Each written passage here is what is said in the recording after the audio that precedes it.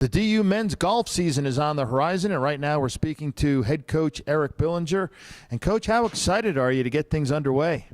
Yeah, we're really excited. The guys are itching to get out, to go compete again. It's been a long time since we last competed, late October. So we're ready. We've been practicing hard, and we're ready to take that practice into a tournament. Have you been able to get out much this winter? Yeah, actually, we had good qualifying last week. We had a warm stretch. Last week it got in the mid-60s. So we played actually Monday, Tuesday, Wednesday, Thursday, Saturday. So yeah, that's definitely not an excuse. We've been out and we're ready. Now you're going to be at the Oak Hills Country Club in San Antonio, Texas next week. How do you scout a course that your team has never played before? I've heard a lot of things about Oak Hills Country Club. I haven't been there myself yet, but I know several people that have competed there in the past. I've picked their brains. Also called a pro down there and pick his brain. Other coaches that are coaching different teams, I've also asked for their advice. So we know plenty about Oak Hills Country Club. It's a Tillinghast design. It's tight. It's narrow. It's small green, Bermuda greens, and it's one of those courses, from what I'm learning, that you have to be patient on. You can't go out there and attack it. You got to be patient and kind of take your birdies where they come and just try to make a lot of pars. Obviously, the team will probably be better in late April than they are in early February. What are your realistic expectations of the team early on and then later in the season?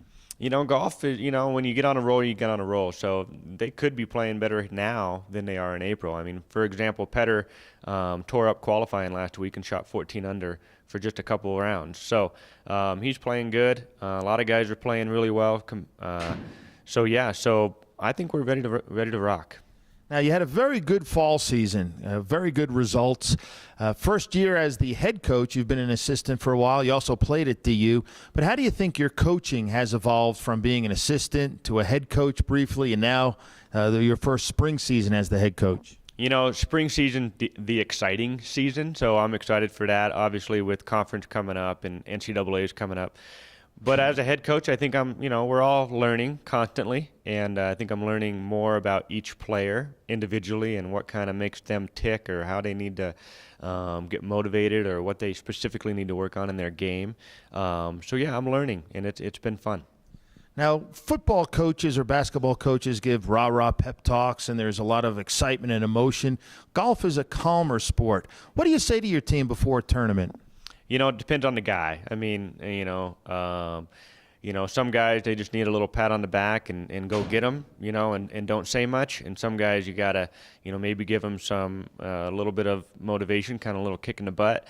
But, it's definitely not a football rah-rah kind of yell kind of thing. And we're not like a female team either, where we all kind of huddle up and, rah-rah-rah. But it depends on the guy. But I definitely make an attempt to go make contact with each guy and give them a little something to think about.